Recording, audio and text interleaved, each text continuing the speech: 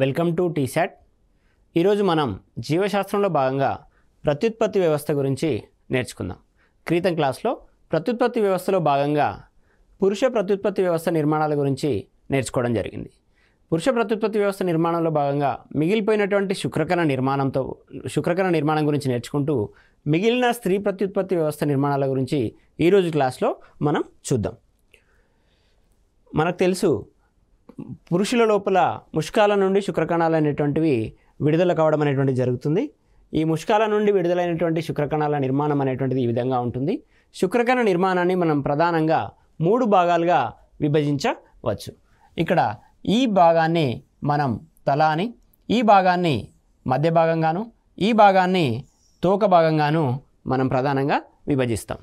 ఈ విభజన లోపల తల భాగం లోపల మనకి ఏక్రోసోమ్ అనేటువంటి ఒక నిర్మాణం కనిపిస్తుంది.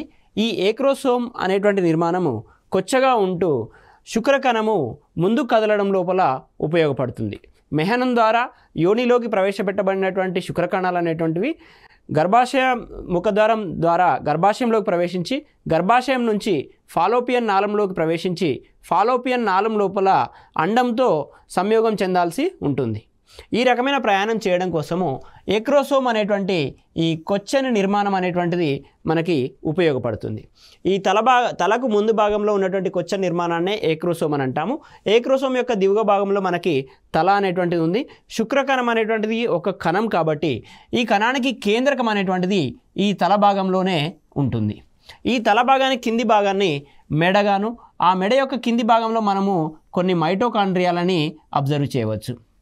ఈ రకంగా మైటోకాండ్రియాలు, శుక్రకణం లోపల మైటోకాండ్రియాలు అనేటువంటివి మధ్య భాగంలో ఉన్నాయన్న విషయాన్ని గుర్తుంచుకోవాలి. ఈ మధ్య భాగం తర్వాత ఉన్నటువంటి భాగాన్నే తోక భాగంగా మనం పిలుస్తాము. ఈ తోక భాగం అనేటువంటిది శుక్రకణము తన గమనాన్ని మార్చుకోవడానికి, అంటే దిశను మార్చుకోవడానికి ఈ తోక భాగం అనేటువంటిది ఉపయోగపడుతుంది. ఇది శుక్రకణానికి సంబంధించినటువంటి సమాచారం. ఇంకా నెక్స్ట్ మనకి ప్రత్యుత్పత్తి వ్యవస్థ లోపల మరొక ముఖ్యమైన భాగము బీజకణ ఉత్పత్తి. బీజకణ ఉత్పత్తి అనగా పురుషుల లోపల ముష్కం నుండి శుక్రకణాలు, అదేవిధంగా స్త్రీల లోపల స్త్రీ బీజ కోశాల నుండి అండాలు ఉత్పత్తి చేయబడే ప్రక్రియనే మనము బీజకణోత్పత్తిగా పేర్కొంటాము. బీజకణోత్పత్తి అనగా శుక్రకణాలని మరియు అండాలని బీజకణాలు అని పేర్కొంటాము. ఈ శుక్రకణాలు మరియు అండాలు విడుదల కావడాన్నే బీజకణోత్పత్తిగా మనము బీజకణోత్పత్తి ప్రక్రియగా పిలుస్తాము. అయితే ఈ శుక్రకణాలు అనేటువంటివి ఏ విధంగా విడుదల చేయబడతాయనంటే, ముందుగా మనకి శుక్రమాతృ కణాలు అనేటువంటివి ఉంటాయి. ఈ శుక్రమాతృ కణాల నుండి శుక్రకణాలు ఏర్పడతాయి. ఈ శుక్రమాతృ కణాల నుంచి శుక్రకణాలు ఏర్పడే ప్రక్రియనే శుక్రకణ ఉత్పత్తి లేదా శుక్రకణ జననము అని అంటాము. శుక్రమాతృ కణాల నుండి శుక్రకణాలు ఏర్పడడాన్నే శుక్రకణ ఉత్పత్తి లేదా శుక్రకణ జననము అని అంటారు. మరి వీటి లోపల మనకి ఏ రకంగా శుక్రకణాల విడుదల జరుగుతుందనే విషయాన్ని చూసినట్లయితే, క్రియాశీలక శుక్రకణాలు, శుక్రకణ జననం తర్వాత ఏర్పడేటువంటి క్రియాశీలక శుక్రకణాలు ఏవైతే ఉన్నాయో ఈ శుక్రకణాలు అనేటువంటివి శుక్రవాహిక నాళికల నుండి, శుక్రవాహిక నాళికలు అంటే ముష్కం లోపలి భాగంలో ఉండేటువంటి శుక్రవాహిక నాళికలు, ఈ ముష్కం లోపల ఉండేటువంటి శుక్రవాహిక నాళికల నుండి క్రియాశీలక శుక్రకణాలు అనేటువంటివి శుక్రకణోత్పాదిక నాళికా కుహరం అని అంటాం. దీన్నే మనం ఇంగ్లీష్ లోపల ఎపిడెమిస్ అని అంటాము. శుక్రకణోత్పాదిక నాళికా కుహరంలోకి విడుదల కావడాన్నే శుక్రకణాల విడుదల అని అంటాము. శుక్రకణం లోపల శుక్రకణాల ఉత్పత్తి లేదా శుక్రకణ జననం జరిగిన తర్వాత క్రియాశీలక శుక్రకణాలు అనేటువంటివి శుక్రవాహిక నాళికల నుండి ముష్కం లోపల ఉండేటువంటివి, ఈ రకంగా ముష్కం అనేటువంటిది ఉంటుంది. ఈ ముష్కం లోపల ఉన్నటువంటి శుక్రవాహిక నాళికలు ఏవైతే ఉన్నాయో ఈ శుక్రవాహిక నాళికలన్నీ కూడా మనకి ఈ శుక్రకణోత్పాదిక నాళికా కుహరం అని అంటాము. ఈ రకంగా ఉంటుంది. ముష్కం యొక్క బయటి భాగం లోపల ఎపిడెమిస్ అనేటువంటిది ఉంటుంది. ఈ శుక్రకణోత్పాదిక నాళికా కుహరంలోకి శుక్రకణాలు రావడాన్నే శుక్రకణాల విడుదలగా పేర్కొంటాం. నెక్స్ట్ ఇంకా మనం చూసినట్లయితే ఈ శుక్రకణోత్పాదక లోపల మనకి తోడ్పడేటువంటి హార్మోన్, వీటి ఉత్పత్తికి తోడ్పడేటువంటి హార్మోన్ గొనడోట్రోపిన్ విడుదల హార్మోన్ అని మనం పేర్కొనడం జరుగుతుంది. అదేవిధంగా మరొక హార్మోన్ ల్యూటినైజింగ్ హార్మోన్ లీడిక్ కణాలపై, ఒక ప్రత్యేకమైన కణాలు అనేటువంటి ఇక్కడ ఉన్నాయి, లీడిక్ కణాలపై పనిచేసి ఆండ్రోజన్లని స్రవింపజేస్తాయి. లుటినైజింగ్ హార్మోన్ అనేటువంటిది ఆండ్రోజన్లని స్రవింపజేస్తుంది. అదేవిధంగా గొనడోట్రోపిన్ విడుదల హార్మోన్ అనేటువంటిది శుక్ర కణాల ఉత్పత్తికి తోడ్పడేటువంటి హార్మోన్. నెక్స్ట్ మనము స్త్రీ ప్రత్యుత్పత్తి వ్యవస్థ నిర్మాణాల గురించి చూద్దాం. ఇప్పటివరకు పురుష ప్రత్యుత్పత్తి వ్యవస్థ నిర్మాణాల గురించి మరి శుక్రకణ నిర్మాణం గురించి శుక్రకణాల విడుదల గురించి నేర్చుకోవడం జరిగింది. నెక్స్ట్ మనము స్త్రీ ప్రత్యుత్పత్తి వ్యవస్థ నిర్మాణాల గురించి చూద్దాం. స్త్రీ ప్రత్యుత్పత్తి వ్యవస్థకు సంబంధించినటువంటి అధ్యయనాన్ని మనము గైనకాలజీ అని పేర్కొనడం జరుగుతుంది. మరి స్త్రీ ప్రత్యుత్పత్తి వ్యవస్థ లోపల ఏర్పడేటువంటి వ్యాధులని చికిత్స చేసేటువంటి డాక్టర్లని మనము గైనకాలజిస్ట్ అని కూడా అంటాము.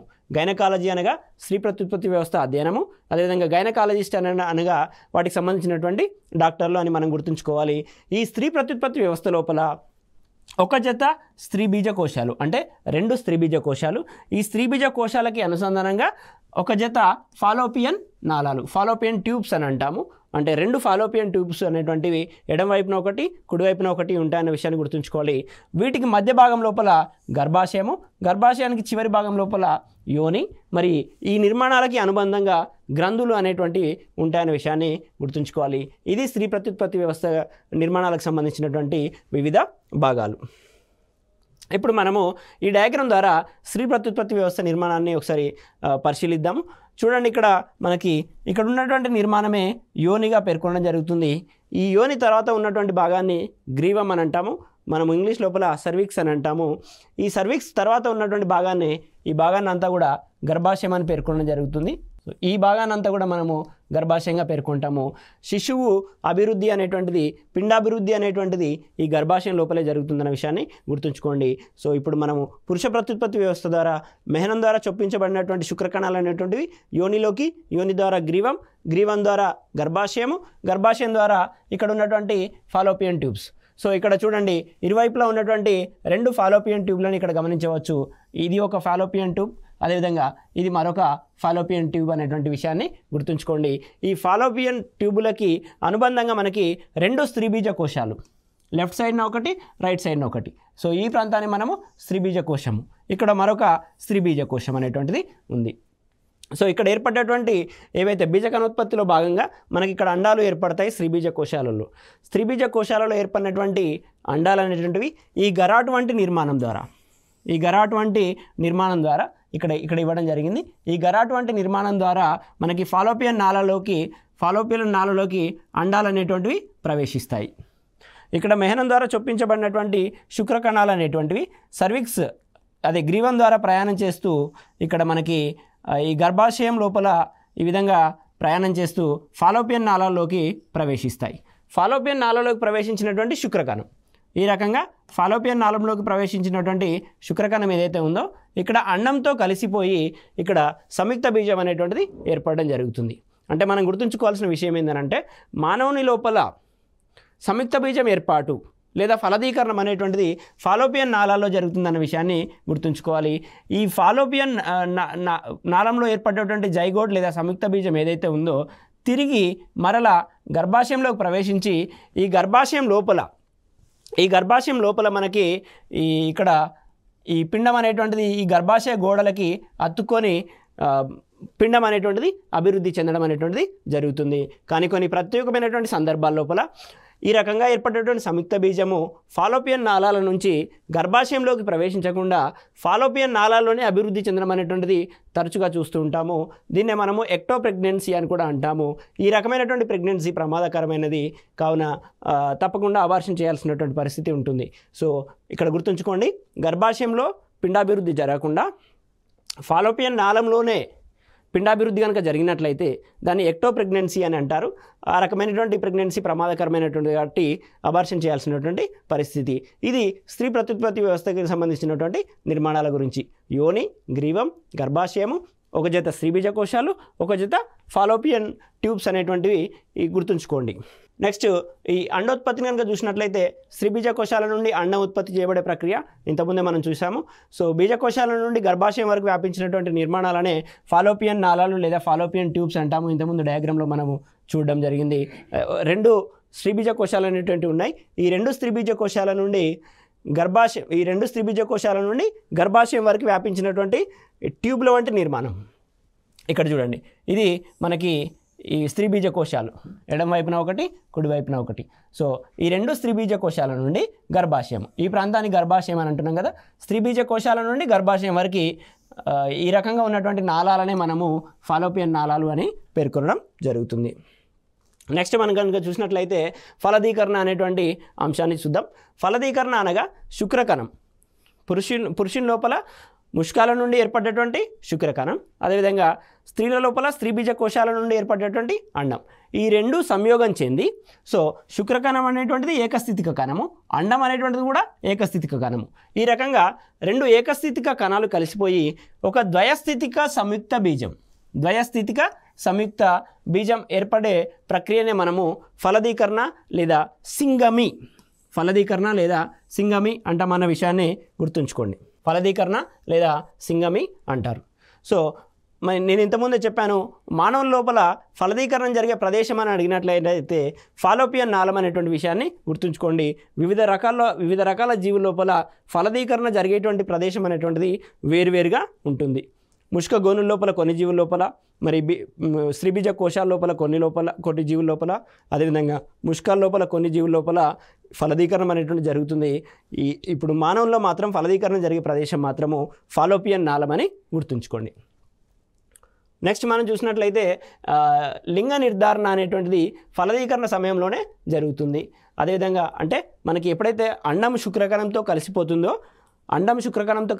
మనకు తెలుసు XX క్రోమోజోమ్స్ అని అంటాము, అదేవిధంగా XY క్రోమోజోమ్స్ అని అంటాము. పురుషుని యొక్క శుక్రకణం లోపల 23వ జత క్రోమోజోమ్లు అనేటువంటివి XYగా ఉంటాయి. స్త్రీ యొక్క 23వ జత క్రోమోజోమ్లు అనేటువంటివి XXగా ఉంటాయి. ఎప్పుడైతే ఈ X అనేటువంటిది ఈ Xతో కలిసిపోతుందో మరో XX ఏర్పడుతుంది. ఈ X అనేటువంటిది Yతో కలిసిపోతుందో XY అనేటువంటి క్రోమోజోముల జత అనేటువంటిది ఏర్పడుతుంది. ఈ XX క్రోమోజోముల జత కలిగినటువంటి జీవి పురుష జీవిగాను, XY క్రోమోజోముల స్థితి కలిగినటువంటి జీవి స్త్రీ జీవిగాను ఏర్పడుతుంది. అంటే ఒక ఆడ సంతానం కలగాలి అని అంటే పురుషుడు దానం చేసేటువంటి Y క్రోమోజోమ్ కారణంగానే ఇక్కడ ఆడ సంతానం కలుగుతుందన్న విషయాన్ని గుర్తుంచుకోండి. సో సంయుక్త బీజం అనేటువంటిది ఈ విధంగా ఫలదీకరణ సమయం లోపల మనకు సంయుక్త బీజం ఏర్పడుతుంది. సంయుక్త బీజం అనేటువంటిది పిండంగా మారుతుంది. ఈ పిండం భ్రూణంగాను, భ్రూణం తదుపరి శిశువుగాను మార్పు చెంది జన్మించడం అనేటువంటిది జరుగుతుంది. సంయుక్త బీజం, పిండం, భ్రూణం, శిశువు. సో ఇక్కడ ఫలదీకరణ నుంచి శిశువు వరకు ఉన్నటువంటి దశలని అమర్చండి, కాలక్రమంలో అమర్చండి అని అడిగినప్పుడు గుర్తుంచుకోండి, ముందుగా సంయుక్త బీజం లేదా జైగోడ్, పిండం, తర్వాత భ్రూణం, తర్వాత శిశువు అన్న విషయాన్ని గుర్తుంచుకోండి. సంయుక్త బీజం పిండంగా మారి సో ఇక్కడ పిండ ప్రతిష్టాపనకి కనుక డెఫినేషన్ ఇవ్వాలనుకుంటే సంయుక్త బీజం అనేటువంటిది పిండంగా మారుతుంది. ఈ సంయుక్త బీజం పిండంగా మారి ఫాలోపియన్ నాళం, మనం ఏదైతే ట్యూబ్స్ అని అనుకున్నామో ఫాలోపియన్ ట్యూబ్లో నుంచి గర్భాశయంలోకి ప్రవేశించి గర్భాశయ గోడలకి అతుక్కోవడాన్నే పిండ ప్రతిష్టాపన అని పేర్కొనడం జరుగుతుంది. సో సంయుక్త బీజం పిండంగా మారి ఫాలోపియన్ నాళం నుండి గర్భాశయంలోకి ప్రవేశించి గర్భాశయాన్ని మనం ఇంగ్లీష్ లోపల యూట్రస్ అని అంటాం. ఆ యూట్రస్ వాల్స్కి అతుక్కోవడాన్నే మనము పిండ ప్రతిష్టాపనగా పేర్కొంటాం. నెక్స్ట్ మనకి ఈ రకంగా పిండం అనేటువంటిది గర్భాశయ గోడలకి అతుక్కున్న తర్వాత పిండాభివృద్ధి లోపల వారానికి మనకి మార్పులు అనేటువంటివి సంభవిస్తూ ఉంటాయి. ఇక్కడ నేను వారాలని మరియు ఆ పర్టికులర్ వీక్ లోపల లేదా వారం లోపల జరిగేటువంటి మార్పులని ఇక్కడ లిస్ట్ చేసి ఇవ్వడం జరిగింది. మనకి 6వ వారం లోపల మనకి నాడీ వ్యవస్థ మరియు బ్లడ్ గ్రూప్ అనేటువంటిది ఏర్పడుతుంది. ముందుగా మనకి నాడీ వ్యవస్థ మరియు బ్లడ్ గ్రూప్ అనేటువంటిది ఏర్పడుతుంది. ఆ తర్వాతనే మనకి హృదయము, మరి ఒకవేళ మగ శిశువు అయితే ముష్కాలు అనేటువంటివి ఏర్పడతాయి 7వ వారం లోపల. 7వ వారం లోపలనే ముందుగా ఏర్పడేటువంటి అవయవంగా గుండెని మనం పేర్కొనవచ్చు. 8వ వారం నుంచే మనకి హృదయ స్పందన అనేటువంటిది ప్రారంభమవుతుంది. 8వ వారం నుండే మనకి హృదయ స్పందన అనేటువంటిది ప్రారంభమవుతుంది. ఈ 8వ వారం నుంచే మనకి చేతులు కాళ్ళు కూడా ఏర్పడడం అనేటువంటిది ప్రారంభమవుతుంది. 8వ వారం అనేటువంటిది గుర్తుపెట్టుకోండి. ఇంతకుముందు పోటీ పరీక్షల లోపల పిండాభివృద్ధి లోపల ఏ వారం లోపల మనకి హృదయ స్పందన అనేటువంటిది ప్రారంభమవుతుందని అడిగినటువంటి సందర్భము ఇక్కడ 8వ వారం అనేటువంటిది గుర్తుపెట్టుకోండి. 8 వారాలు అంటే సాధారణంగా 2 నెలలు విషయం 2 నెలలు అన్న విషయం అంటే 2వ నెల నుంచే మనకి హృదయ స్పందనలు అనేటువంటివి మొదలవుతాయి అన్న విషయాన్ని గుర్తుంచుకోండి. మనకి ఇక్కడ 11వ వారం లోపల 8వ వారము లేదా 2వ నెల 11వ వారం లోపల మనకి ఉంబిలికల్ కార్డ్ లేదా బొడ్డు తాడు అని అంటాము. ఉంబిలికల్ కార్డ్ లేదా బొడ్డు తాడు అనేటువంటిది ఏర్పడుతుందన్న విషయాన్ని 11వ వారం అని గుర్తుపెట్టుకోండి. 16వ వారం లోపల గోర్లు, కనురెప్పలు, అదేవిధంగా కనుబొమ్మలు. ఇంకా మనకి 17వ వారం నుంచి మరొక ముఖ్యమైన విషయము వినడం అనేటువంటిది. శిశువు వినడం అంటే బయటి వాతావరణంలో కలిగేటువంటి శబ్దాలని శిశువు అనేటువంటిది 17వ వారం నుంచి గ్రహించడం జరుగుతుందన్న విషయాన్ని గుర్తుపెట్టుకోండి. వినడం అనే ప్రక్రియ 17వ వారం నుంచే, అంటే దాదాపుగా 4వ నెల నుంచి ఈ వినడం అనేటువంటి ప్రక్రియ శిశువు వింటుందన్న విషయాన్ని గుర్తుపెట్టుకోండి. అదేవిధంగా 19వ వారం లోపల మనకు పాలదంతాల ఉత్పత్తి ప్రారంభము. ఆ తర్వాత 20 వారాల తర్వాత సుమారుగా 22వ వారం నుంచి వివిధ రకాల జ్ఞాన అంగాల అభివృద్ధి అనేటువంటిది జరుగుతుంది. ఇది వివిధ దశల లోపల పిండాభివృద్ధి మరియు పిండాభివృద్ధిలో ఏర్పడేటువంటి భాగాలు. నెక్స్ట్ మనము ముందుగా సంయుక్త బీజం అనేటువంటిది 3 త్వచాలుగా ఏర్పడి ఆ త్వచాల నుంచి మనకి అవయవాలు అనేటువంటివి ఏర్పడతాయి. మనకి 3 రకాల త్వచాలు అంతఃత్వచము, మధ్యత్వచము, బాహ్యత్వచము అని 3 రకాల త్వచాలు ఉంటాయి. ఈ త్వచాల నుంచి ఏర్పడేటువంటి అవయవాలు మరియు అవయవ వ్యవస్థల గురించి క్రితం పోటీ పరీక్షలో అడిగినటువంటి సందర్భాలు మనకి బాహ్య త్వచాన్ని ఎపిడెర్మ్ అని అంటాము, మధ్య త్వచాన్ని మీసోడెర్మ్ అని, అదేవిధంగా అంతఃత్వచాన్ని ఎండోడెర్మ్. ఎపిడెర్మ్, మీసోడెర్మ్, ఎండోడెర్మ్ అని పేర్కొంటాము. ఈ ఎండోడెర్మ్ ఏదైతే అంతఃత్వచం ఉందో ఈ అంతఃత్వచం నుంచి మనకి జీర్ణ వ్యవస్థ మరియు శ్వాస వ్యవస్థలు ఏర్పడతాయి. జీర్ణ వ్యవస్థ మరియు శ్వాస వ్యవస్థలు అనేటువంటివి అంతఃత్వచము లోపల ఉండే త్వచం నుంచి జీర్ణ వ్యవస్థ మరియు శ్వాస వ్యవస్థలు ఏర్పడతాయన్న విషయాన్ని గుర్తుపెట్టుకోండి. అదేవిధంగా మధ్య త్వచం నుంచి గుండె, హృదయము, రక్తనాళాలు మరియు మజిల్స్, అదేవిధంగా కిడ్నీస్, సో కండరాలు, మూత్రపిండాలు, రక్తనాళాలు, హృదయం అనేటువంటివి మధ్య త్వచం నుంచి ఏర్పడతాయన్న విషయాన్ని గుర్తుపెట్టుకోండి. బాహ్య త్వచం నుంచి మనకి మెదడు, నియంత్రణ వ్యవస్థ అని అనుకోవచ్చు. నియంత్రణ వ్యవస్థలో భాగంగా నాడులు మరియు మెదడు, అదేవిధంగా బాహ్య త్వచం నుంచే మనకు చర్మం అనేటువంటి అవయవాలు లేదా అవయవ వ్యవస్థలు అనేటువంటివి ఏర్పడతాయి. ఈ రకంగా బాహ్య త్వచం, మధ్య త్వచం, అంతఃత్వచం నుంచి ఏర్పడినటువంటి అవయవాలు, అవయవ వ్యవస్థల గురించి గుర్తుంచుకోండి.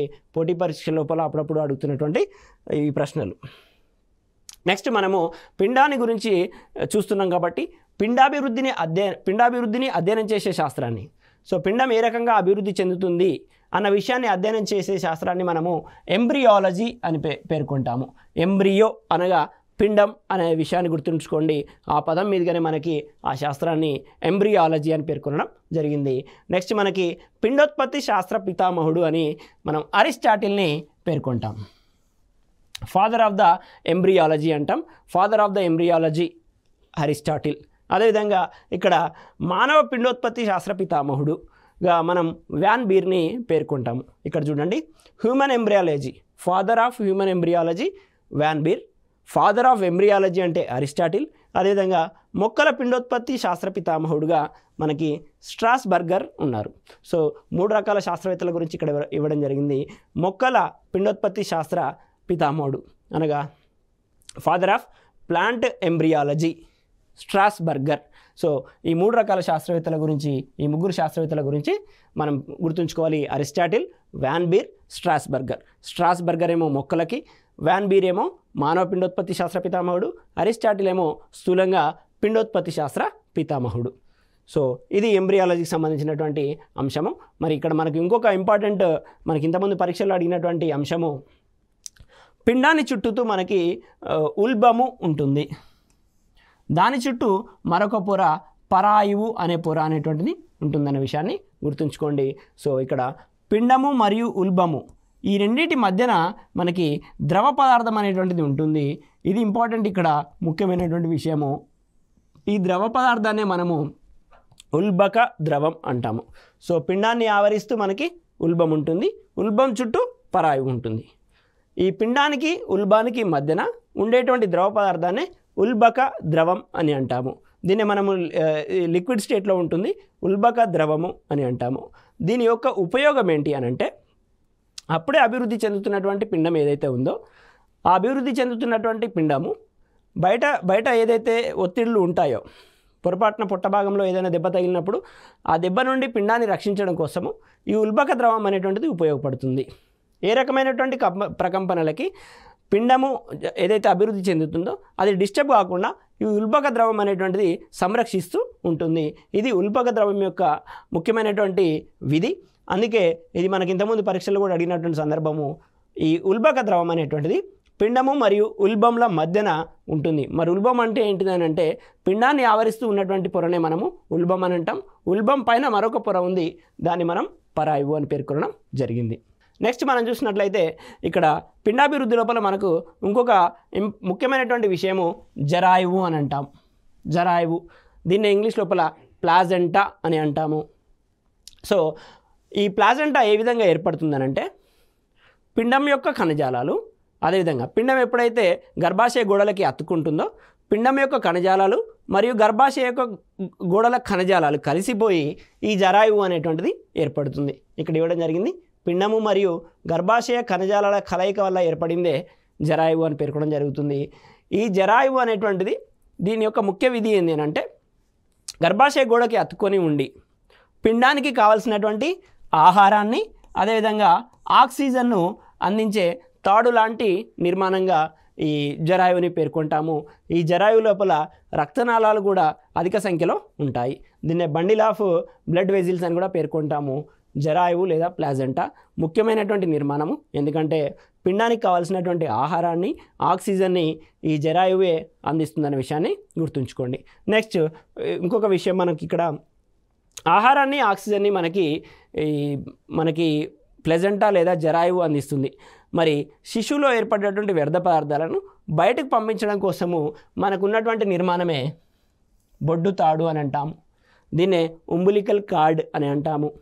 ఉంబిలికల్ కార్డ్ లేదా బొడ్డు తాడు. బొడ్డు తాడు ద్వారా శిశువులో ఏర్పడినటువంటి వ్యర్థ పదార్థాలను బయటికి పంపించబడుతాయి. ఈ రకంగా జరాయువు అనేటువంటిది ఆహారాన్ని ఆక్సిజన్ని పిండానికి అందిస్తే, పిండము లేదా శిశువులో ఏర్పడేటువంటి వ్యర్థ పదార్థాలని బొడ్డుతాడు అనేటువంటిది బయటికి పంపించడం జరుగుతుంది. సో నెక్స్ట్ మనకి శిశు జననం తర్వాత మొట్టమొదటిసారిగా తల్లి శిశువుకి అందించే పాలని మనము కొలెస్ట్రమ్ అని పేర్కొంటాము. సాధారణంగా మనము ముర్రుపాలు అని అంటాము. ఈ ముర్రుపాలు అనేటువంటివి చాలా ముఖ్యమైనటువంటివి. శిశువుకి సంబంధించినటువంటి వ్యాధి నిరోధక శక్తిని పెంపొందించడం లోపల ఈ ముర్రుపాలు అనేటువంటివి ప్రధాన పాత్రను పోషిస్తాయి. దీన్ని మనము కొలెస్ట్రమ్ అంటాము. కొలెస్ట్రమ్ లేదా ముర్రుపాలు అనగా తల్లి శిశువుకి మొదటిసారిగా అందించేటువంటి పాలనే మనం ముర్రుపాలు అని అంటాము. ఇవి శిశువు యొక్క వ్యాధి నిరోధక శక్తిని ఇమ్యూనిటీని పెంపొందించడం లోపల ఈ ముర్రుపాలు అనేటువంటి ప్రధాన పాత్రను పోషిస్తాయి. అదేవిధంగా ఇక్కడ మరొక రకమైనటువంటి ఇంపార్టెంట్ అంశం ఏంటి అంటే హెచ్సిజి హార్మోన్ అని అంటాము. హెచ్సిజి హార్మోన్ అని అంటాము. ఈ హెచ్సిజి హార్మోన్ అని అంటే హ్యూమన్ కొరియానిక్ గొనాడోట్రోపిన్ హార్మోన్ అని అంటాము. హ్యూమన్ కొరియానిక్ గొనాడోట్రోపిన్ హార్మోన్ అని అంటాము. ఈ హెచ్సిజి హార్మోన్ ద్వారానే మనము ఒక స్త్రీ గర్భధారణ స్రావించిందా లేదా అనేటువంటిది, గర్భధారణ ధరించారా లేదా అన్న విషయాన్ని ఈ హెచ్సిజి హార్మోన్ ద్వారానే మనము తెలుసుకోవచ్చు. ఈ హెచ్సిజి అనేటువంటిది ఫలదీకరణ జరిగిన తర్వాత విడుదల కావడం జరుగుతుంది. విడుదలయ్యి రక్తం లోపల మూత్రం లోపల కనిపించడం జరుగుతుంది. సో మనము మూత్ర పరీక్ష ద్వారా మరియు రక్త పరీక్ష ద్వారా ఈ హెచ్సిజి హార్మోన్ని ఫైండ్ అవుట్ చేయడం ద్వారా మనకి గర్భధారణ జరిగినటువంటి విషయాన్ని మనం గమనించవచ్చు. హెచ్సిజిని ఫలదీకరణ జరిగిన తర్వాత రక్త పరీక్ష ద్వారా 11 రోజుల్లో, బ్లడ్ టెస్ట్ ద్వారా 11 రోజులలో, ఫలదీకరణ జరిగినాక 11 రోజులకి మనకి రక్తం లోపల హెచ్సిజి హార్మోన్ అనేటువంటిది కనపడుతున్న విషయాన్ని గుర్తుంచుకోండి. అదేవిధంగా మూత్ర పరీక్ష ద్వారా 12 నుంచి 14 రోజులలో గుర్తించడం అనేటువంటిది జరుగుతుంది. మన ఇండ్ల లోపల టెస్టింగ్ కిట్స్ నార్మల్గా యూరిన్ ద్వారా కూడా మనం ప్రెగ్నెన్సీ టెస్ట్ చేసుకోవడంలో ఉపయోగపడేటువంటి హార్మోన్ ఇక్కడ హెచ్సిజి హార్మోన్ అనే విషయాన్ని గుర్తుంచుకోండి. హ్యూమన్ కొరియానిక్ గొనాడోట్రోపిన్ హార్మోన్ అని పేర్కొనడం జరుగుతుంది. ఫలదీకరణ జరిగిన తర్వాత స్త్రీల లోపల అధికంగా ఉత్పత్తి చేయబడే హార్మోన్ మరి 11 రోజుల లోపల రక్తంలోను, ఆ తర్వాత 12 నుంచి 14 రోజుల లోపల మనకి మూత్రంలోనూ ఈ హెచ్సిజి హార్మోన్ అనేటువంటిది కనపడుతుంది. ఈ హెచ్సిజి హార్మోన్ని ట్రేస్ చేయడం ద్వారా ఒక స్త్రీ గర్భం ధరించిందా లేదా అనే విషయాన్ని మనం గమనించవచ్చు. నెక్స్ట్ మనం చూసినట్లయితే సో పిండాభివృద్ధి సమయం లోపల కొన్ని జన్యు లోపాలు అనేటువంటివి జరుగుతాయి. ఈ జన్యు లోపాల వల్ల వైకల్యాలు గల శిశువులు జన్మిస్తారు. అంగవైకల్యం కావచ్చు, ఏ రకమైనటువంటి వైకల్యం కావచ్చు. ఈ వైకల్యాలన్నిటికీ గల కారణం ఏంటి అని అంటే జన్యు లోపాలు అన్న విషయాన్ని గుర్తుంచుకోండి. ఈ జన్యు లోపాల వల్ల వివిధ రకాల వైకల్యాలు కలిగిన శిశువులు జన్మిస్తారు.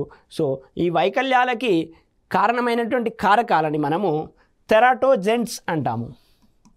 ఈ వైకల్యాలకి కారణమైనటువంటి కారకాలను తెరాటోజెంట్ అని అంటాం. దీనికి కారణమయ్యేటువంటి కారకాలను తెరాటోజెంట్ అని అంటాము. మరి ఈ కారకాలను గురించి అధ్యయనం చేయడాన్ని మనము తెరటాలజీ అని పేర్కొనడం జరుగుతుంది. కారకాలను తెరాటోజెంట్ అని, అధ్యయనాన్ని తెరటాలజీ అని పేర్కొనడం జరుగుతుంది. పిండాభివృద్ధి సమయం లోపల జన్యు లోపాల కారణంగానే వైకల్యాలు ఏర్పడతాయి. ఈ వైకల్యాలకు కారణమైనటువంటి కారకాలను తెరాటోజెంట్స్ అని, ఈ రకమైనటువంటి అధ్యయనాన్ని తెరటాలజీ అని పేర్కొనడం జరుగుతుంది. నెక్స్ట్ మనకి ఈ వివిధ అవయవాల పెరుగుదల వైకల్యాల గురించి అంటే అవయవాలు సరిగా అభివృద్ధి చెందుతున్నాయా లేదా, ఏ రకమైనటువంటి వైకల్యాలు ఏమైనా ఏర్పడుతున్నాయా అనేటువంటిది పిండాభివృద్ధి సమయంలోనే ఒక స్కానింగ్ ద్వారా తెలుసుకోవచ్చు మనము. ఆ స్కానింగ్నే మనము టిఫా స్కానింగ్ అని పేర్కొంటాము. టిఫా స్కానింగ్ అని అంటాము. TIFFA టిఫా స్కానింగ్ అని అంటాము. టిఫా స్కానింగ్ అనగా targeting imaging for fetal anomalies. Fetus అని అంటే మనకి తెలుసు, మనకి పిండం అని అంటాము. అనామలీస్ అని అంటే వైకల్యాలు అని అంటాము. ఈ ఫీటస్ అనామలీస్ కోసము targeted imaging for fetal anomalies చేసేటువంటి స్కానింగ్నే టిఫా స్కానింగ్గా మనం పేర్కొనడం అనేటువంటి జరుగుతుంది. సో ఈ నవజాత శిశువుల అధ్యయన శాస్త్రాన్ని మనము మరొక పదం ఇక్కడ ఇవ్వడం జరిగింది, నియోనాటాలజీ అని అంటాము. హాస్పిటల్స్ లోపల మనం ఈ రకమైనటువంటి బోర్డ్స్ని మనం అబ్జర్వ్ చేయవచ్చు. నియోనాటాలజీ ఈ రకమైనటువంటి బోర్డులను మనము హాస్పిటల్స్ లోపల అబ్జర్వ్ చేయవచ్చు. సో ఈ రకంగా నవజాత శిశువులు అంటే అప్పుడే పుట్టిన శిశువుల అధ్యయనాన్ని నియోనాటాలజీ అని అంటాము. సో ఇక్కడ టిఫా స్కానింగ్ అనేటువంటిది వివిధ రకాల అవయవాల పెరుగుదల వైకల్యాల గురించి తెలుసుకోవడానికి డాక్టర్లు చేసేటువంటి స్కానింగ్. సాధారణంగా 22 నుంచి 26 వారాల మధ్యన ఈ టిఫా స్కానింగ్ అనేటువంటిది పిండాభివృద్ధి సమయం లోపల 22 నుంచి 26 వారాల మధ్యన ఈ టిఫా స్కానింగ్ని చేసి అవయవాలన్నీ సరిగా ఉన్నాయా లేదా అనేటువంటి విషయాన్ని డాక్టర్లు అబ్జర్వ్ చేస్తారు. నెక్స్ట్ కొన్ని ప్రత్యేకమైనటువంటి సందర్భాల్లో ఇన్ఫెక్షన్ కారణంగా కొన్ని ప్రత్యేకమైనటువంటి సందర్భాల్లో గర్భాశయాన్ని తొలగించాల్సినటువంటి అవసరం ఏర్పడుతుంది. ఆ రకంగా గర్భాశయాన్ని తొలగించడాన్ని మనము హిస్టెరెక్టమీ అని అంటాము. హిస్టెరెక్టమీ అనగా గర్భాశయాన్ని తొలగించే సర్జరీని, ఆ శస్త్రచికిత్సనే మనము హిస్టెరెక్టమీ అని పేర్కొనడం జరుగుతుంది. ఇక్కడ మనము అండోత్పత్తిని, స్త్రీల లోపల అండోత్పత్తిని పెంపొందించడం కోసము గుర్రం సీరం లోపల ఉండేటువంటి ఒక హార్మోన్ని సేకరించడం అనేటువంటి జరుగుతుంది. ఆ హార్మోన్ యొక్క పేరునే మనము సీరం గొనడోట్రోపిన్ హార్మోన్గా పేర్కొనడం జరుగుతుంది. గుర్రం సీరం నుండి తీసినటువంటి ఆ హార్మోన్నే సీరం గొనడోట్రోపిన్ హార్మోన్ అని పేర్కొనడం జరుగుతుంది. ఈ సీరం గొనడోట్రోపిన్ హార్మోన్ కారణంగా స్త్రీల లోపల అండోత్పత్తిని మనము పెంచవచ్చు. మరొక అంశం ఇక్కడ అద్దె గర్భాన్ని మనము సరోగసి అని అంటాము. సరోగసి అనే పదం అద్దె గర్భానికి సంబంధించినటువంటిది. కొంతమంది స్త్రీలు స్వయంగా గర్భధారణ కాలేని పరిస్థితుల లోపల శుక్రకణాన్ని మరియు అండాన్ని దానం చేసి ఆ శుక్రకణం మరియు ఏదైతే అండం కలయిక ద్వారా ఏర్పడ్డటువంటి సంయుక్త బీజాన్ని వేరే ఒక స్త్రీ గర్భాశయం లోపల ప్రవేశపెట్టి ఆ రకంగా పిండాన్ని ఏర్పాటు చేసి పిండం ద్వారా శిశు జననాన్ని గావించి ఆ శిశువుని తిరిగి వాళ్ళు ఎవరైతే శుక్రకణం మరియు అండం దానం చేశారో వారు తీసుకోవడాన్నే మనము అద్దె గర్భంగా పేర్కొంటాము. ఈ అద్దె గర్భాన్నే సరోగసి అని అంటాము. ప్రస్తుతం భారతదేశం లోపల ఈ అద్దె గర్భానికి సంబంధించినటువంటి రూల్స్ని స్ట్రిక్ట్గా చేయడం జరిగింది. సో అద్దె గర్భం అనేటువంటిది ఒక రకమైనటువంటి దోపిడీగా పేర్కొంటూ అద్దె గర్భాన్ని ఇక్కడ రూల్స్ని స్ట్రింజెంట్ చేశారు.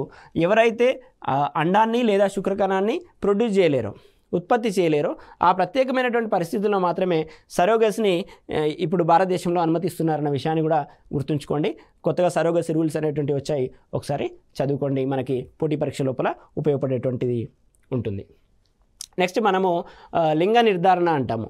అంటే పుట్టబోయేటువంటి శిశువు ఆడనా మగనా అని తెలుసుకోవడాన్ని మనము లింగ నిర్ధారణ అని అంటాము. ఈ లింగ నిర్ధారణ కోసం చేసేటువంటి పరీక్షనే మనం ఆమ్నియోసెంటాసిస్ అని పేర్కొనడం జరుగుతుంది. సో ఈ పరీక్ష లోపల ఉల్బక ద్రవాన్ని ఇంతకుముందు నేర్చుకున్నాం కదా, పిండం చుట్టూ ఉల్బం అనేటువంటిది ఉంటుంది. పిండానికి ఉల్బానికి మధ్యన ఉన్నటువంటి ద్రవాన్ని ఉల్బక ద్రవం అని అంటాము. ఈ ఉల్బక ద్రవాన్ని పరీక్షించి లింగ నిర్ధారణ గావిస్తారు. సో భారత ప్రభుత్వం అనేటువంటిది ప్రస్తుతం లింగ నిర్ధారణ కూడా నిషేధించింది. ఎందుకనంటే ఆడ శిశువులను తెలుసుకున్న వెంటనే భ్రూణ హత్యలు అనేటువంటివి అధికంగా పెరుగుతున్న కారణంగా ఈ భ్రూణ హత్యలను నివారించడం కోసం లింగ నిర్ధారణని నిషేధించడం అనేటువంటిది జరిగింది.